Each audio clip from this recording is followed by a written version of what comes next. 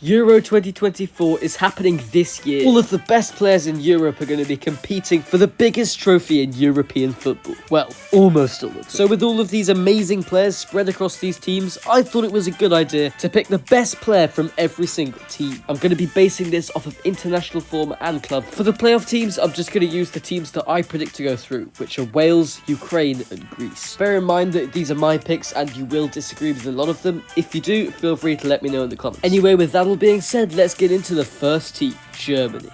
For Germany, I've gone for Joshua Kimmich. Kimmich has been one of the best midfielders in the world for a few years now. He's world-class defensively and going forward, and his passing ability is excellent. To be honest, there isn't much this guy can't do, so he has to be my pick for Germany. Next up is Hungary, and I've gone for Dominik Szoboszlai. The Liverpool midfielder has become one of the best midfielders in the Premier League. He's played every single league game he's been available for the Reds, and he is way ahead of his Hungarian teammates. This was one of the easiest picks for me. Moving on to Switzerland, and my pick is Gregor Kobel. The Dortmund keeper is one of the best goalies in the world, and in the end, I decided he was a little bit better than his former teammate Akanji. For Scotland, my pick is Robertson. He's been doing great for Liverpool this season. He's a very experienced left back, and he features ahead of Scott McTominay, who does deserve an honourable mention for the way he played in qualifying. Robertson is one of the best in his position though, so I just had to pick. Now for the first team in Group B, and I've chosen Rodri for Spain. I'm sure many of you will know this already, but Rodri has not lost for Manchester City in 395 days. He's been great for Spain too, and he played a key role in their Nations League win last year. So for being such an important player for both club and country, Rodri has to be picked as Spain's star man. Next up is Croatia, and I've picked 38-year-old Luka Modric. He's probably Croatia's best ever player, and he means so much to that team. Modric is an incredibly experienced midfielder, and he's one of the most intelligent players in the world. But with that all being said, the guy is 38 years old, and he's got competition from one of the best young centre-backs in the world. I expect that Guardiola will overtake Modric sometime soon, but for now, I still think the 2018 Ballon d'Or winner is Croatia's best player. Now for Italy, where I actually struggled to pick a standout player. I've gone for Federico Chiesa over the likes of Barella and Donnarumma. Chiesa is a great winger, and while he's not had his best season at Juventus this year, he's still world class. For Albania, I've chosen Broja. The former Saint is Albania's biggest goal threat, and he's now at Fulham, and he's playing at a very high level compared to his Albanian teammates. Now, Broja was injured for the Euro qualifiers, which makes it difficult to assess his importance to the Albanian national team, but he is still their best player.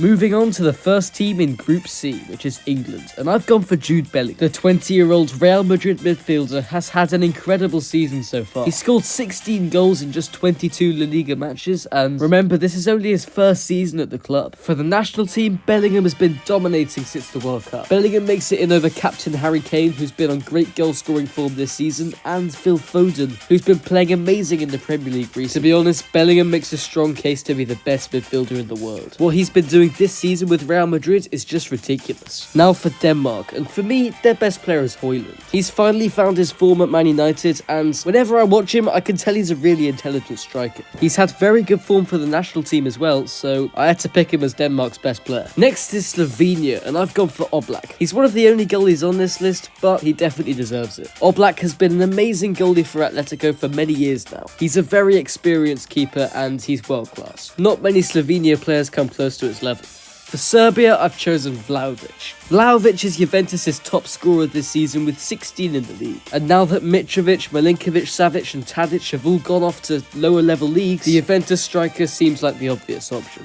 Now moving on to France. I've chosen Kylian Mbappe. Kylian Mbappe is a special player. He's super fast, his attacking awareness is fantastic, and he's one of the best finishers in the world. His performances internationally have been fantastic as well. The way he turned around the most recent World Cup final was absolutely astonishing. He's easily France's best player, and I can't wait to see him play for Real Madrid next season.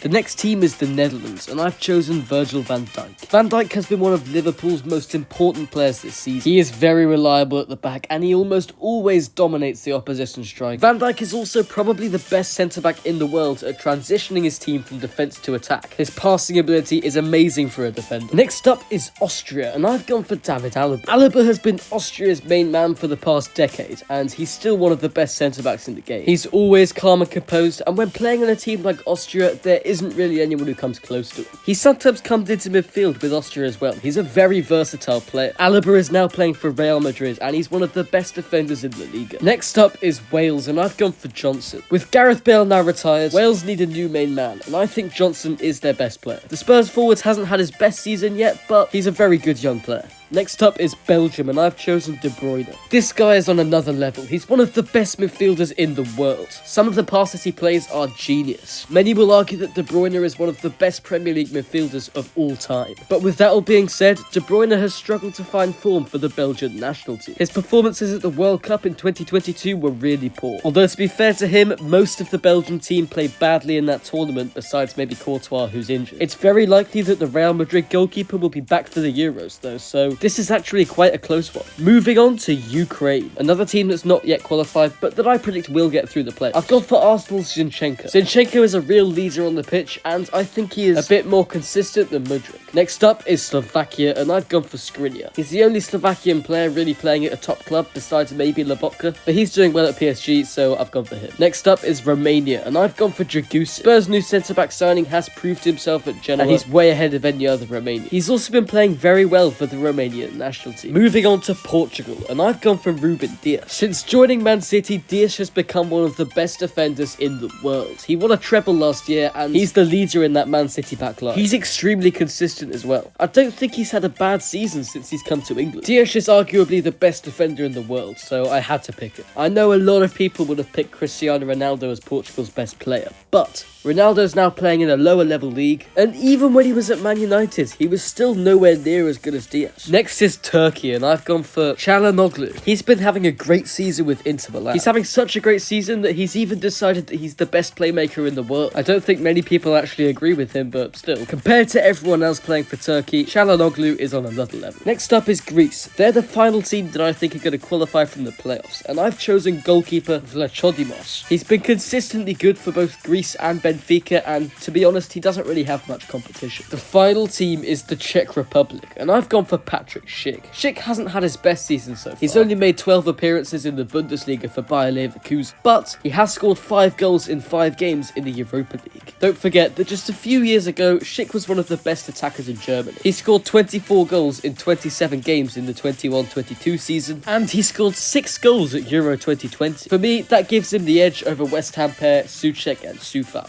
Anyway, that's it for this video. Thanks so much for watching. Comment down below if you think there's a player that I might have missed out. Feel free to click the videos on screen right now if you want to watch some more. If this video does well, I might do the best player of all time from each of these teams. Anyway, with that all being said, thanks again for watching, and I'll see you later.